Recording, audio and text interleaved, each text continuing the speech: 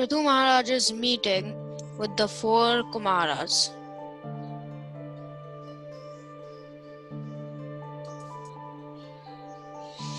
Arrival of the four Kumāras. While the citizens were thus praying to the most powerful king Pṛthu, the four Kumāras, who were as bright as the sun, arrived on the spot. When they saw the four effulgent personalities descending from the sky, King Pṛthu and his followers immediately recognized them. Mahārāja Pṛthu was very anxious to receive the four Kumāras, and so he and his followers immediately got up from their seats upon seeing the four sons of Brahma. The four Kumāras then accepted their reception according to the rules of Shastra. King Pṛthu then bowed down to them and worshipped them.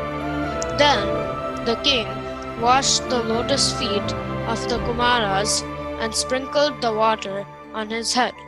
Thus, the king set an example on how to receive a highly exalted person. King Pṛthu begins speaking to the Kumāras.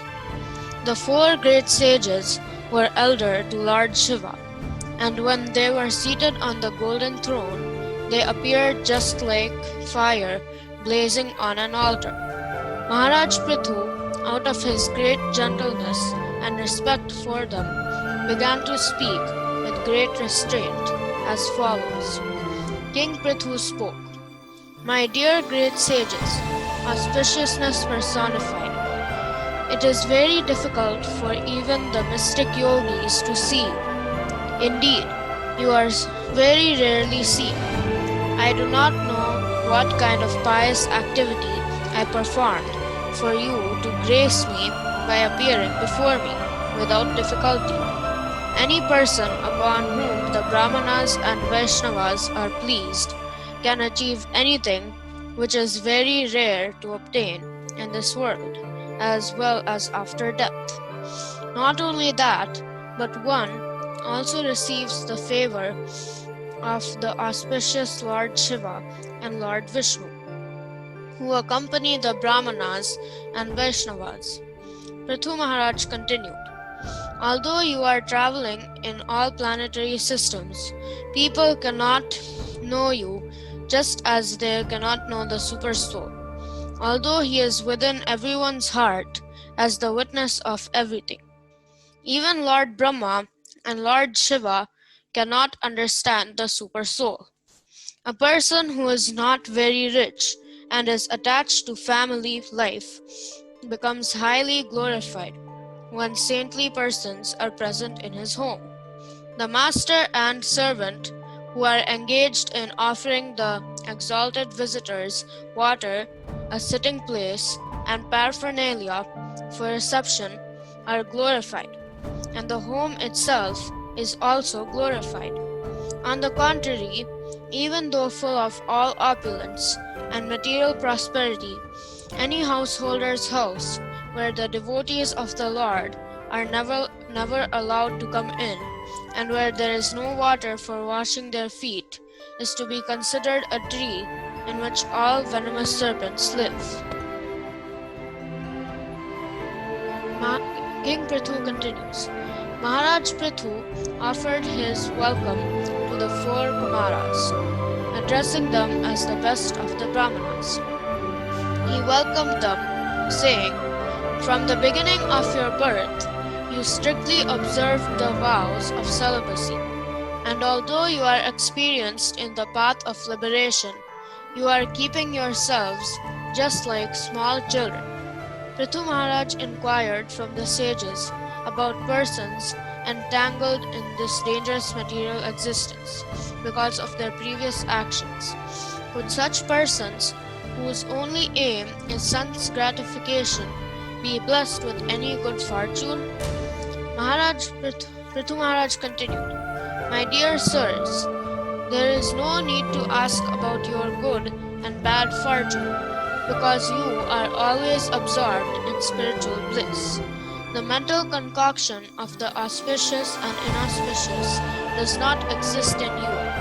I am completely assured that personalities like you are the only friends for persons who are blazing in the fire of material existence.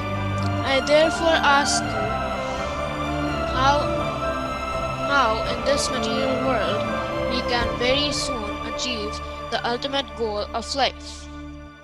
The Supreme Personality of Godhead is always anxious to elevate the living entities who are His parts and parcels, and for their special benefit, the Lord travels all over the world in the form of self-realized persons like you. Sanat Kumar said, Sanat Kumar, the best of the celibates, after hearing the speech of Pṛthu Mahārāja, which was meaningful, appropriate, full of precise words, and very sweet to hear, smiled with full satisfaction, and began to speak as follows.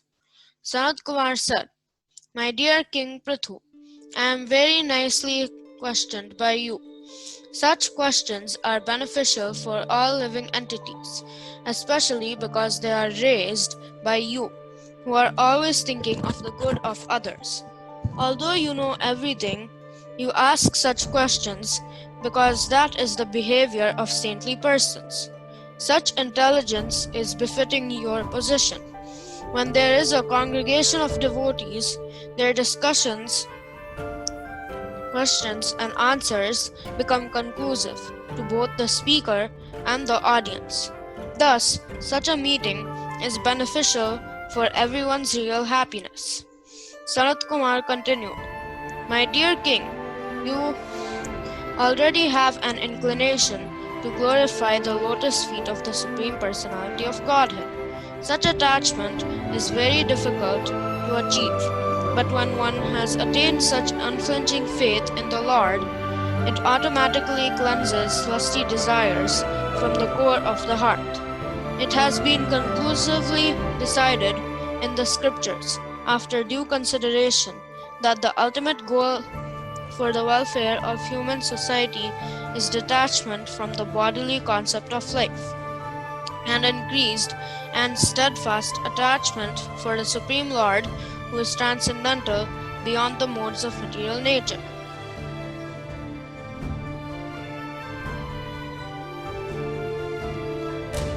Attachment for the Supreme can be increased by practicing devotional service, inquiring about the Supreme Personality of Godhead, applying Bhakti Yoga in life, worshipping the Yogeshwara, the Supreme Personality of Godhead, and by hearing and chanting about the glories of the Supreme Personality of Godhead. These actions are pious in themselves. One has to make progress in spiritual life by not associating with persons who are simply interested in sense gratification and making money. Not only such persons, but one who associates with such persons should be avoided.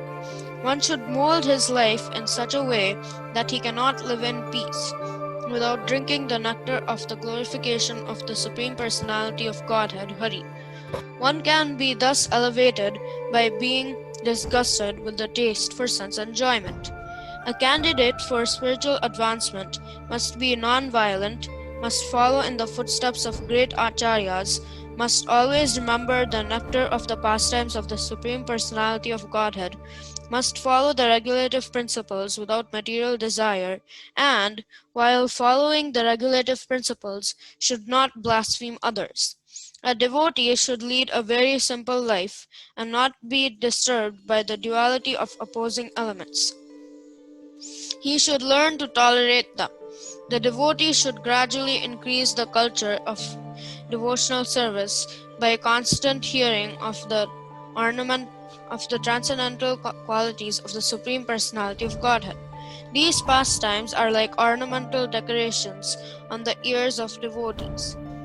By rendering devotional service, and transcending the material qualities, one can easily be fixed in transcendence in the Supreme Personality of Godhead.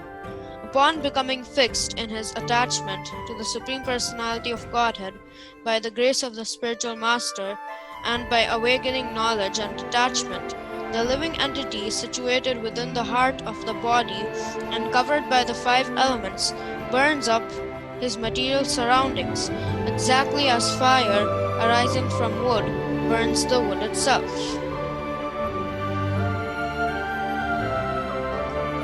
When a person becomes devoid of all material desires and liberated from all material qualities, he transcends distinctions between actions executed externally and internally. At that time, the difference between the soul and the supersoul, which was existing before self-realization, is annihilated. When a dream is over, there is no longer a distinction between the dream and the dreamer. When the soul exists for sense gratification, he creates different desires, and for that reason, he becomes subjected to designations. But when one is in the transcendental position, he is no longer interested in anything except fulfilling the desires of the Lord. Only because of different causes does a person see a difference between himself and others, just as one sees the reflection of a body appearing differently manifested on water, on oil, or in a mirror. When one's mind and senses are attracted to sense objects for enjoyment, the mind becomes agitated. As a result of continually thinking of sense objects, one's real consciousness almost becomes lost, like the water in a lake that is gradually sucked up by the big grass straws on its bank. When one deviates from his original consciousness, he loses the capacity to remember his previous position or recognize his present one. When remembrance is lost, all knowledge acquired is based on a false foundation. When this occurs, learned scholars consider that the soul is lost. There is no stronger obstruction to one's self-interest than thinking other subject matters to be more pleasing than one's self-realization. For human society, constantly thinking of how to earn money and apply it for sense gratification brings about the destruction of everyone's interests.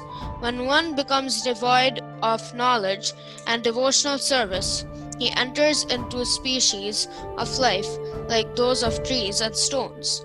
Those who strongly desire to cross the ocean of nations must not associate with the modes of ignorance, for hedonistic activities are the greatest obstructions to realization of religious principles, economic development, regulated sense gratification, and, at last, liberation.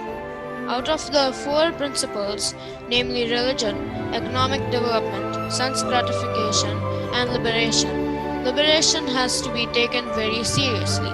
The other three are subject to destruction by the stringent law of nature, death.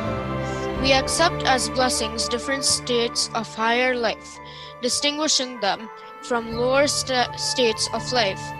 But we should know that such distinctions exist only in relation to the interchange of the modes of material nature. Actually, these states of life have no permanent existence, for all of them will be destroyed by the Supreme Controller. Sanat Kumar advised the king, "Therefore, my dear King Pṛthu, try to understand the Supreme Personality of Godhead, who is living within everyone's heart, along with the individual soul, in each and every body, either moving or not moving. The individual souls are fully covered by the gross material body and subtle body, made of the life air and intelligence. The Supreme Personality of Godhead manifests himself as one with the cause and effect within this body, but one who has transcended the illusory energy by deliberate consideration, which clears the misconception of a snake for a rope, can understand that the Paramatma is eternally transcendental to the material creation and situated in pure internal energy. Thus, the Lord is transcendental to all material contamination, and to Him only must one surrender. The devotees who are always engaged in the service of the toes of the lotus feet of the Lord can very easily overcome hard-knotted desires for fruitive activities. Because this is very difficult, the non-devotees, the jnanis, and yogis, although trying to stop the waves of sense gratification, cannot do so. Therefore, you are advised to engage in the devotional service of Krishna, the son of Vasudeva. The ocean of nations is very difficult to cross because it is infested with many dangerous sharks.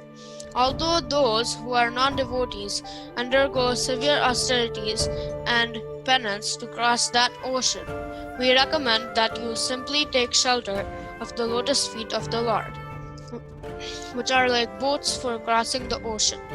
Although the ocean is difficult to cross, by taking shelter of His lotus feet, you will overcome all dangers. The great sage Maitreya continued, being thus enlightened in complete spiritual knowledge by the son of Brahma, one of the Kumāras, who was complete in spiritual knowledge, the king worshipped them in the following words. The king said, O Brahmana, O powerful one, formerly Lord Vishnu showed me his causeless mercy, indicating that you would come to my house to confirm that blessing. You have all come. My dear Brahmana, you have carried out the order thoroughly, because you are also as compassionate as the Lord.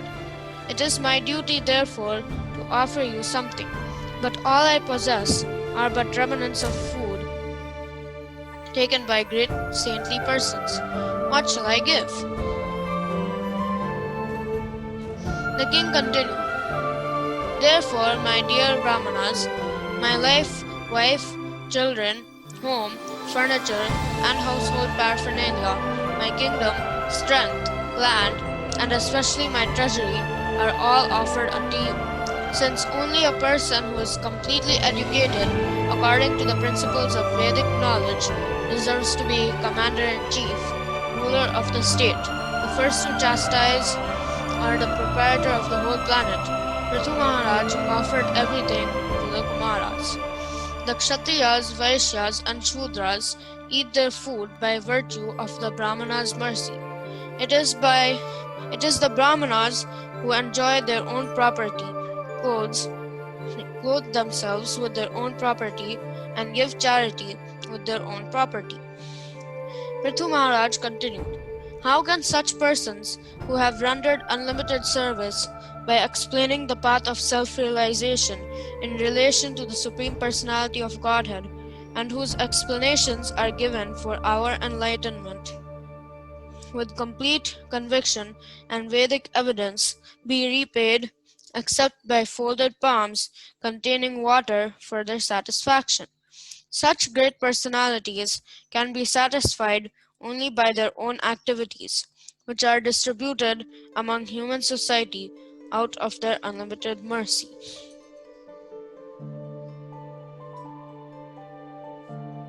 Being thus worshipped by Mahārāja Pṛthu, the four Kumāras, who were masters of devotional service, became very pleased.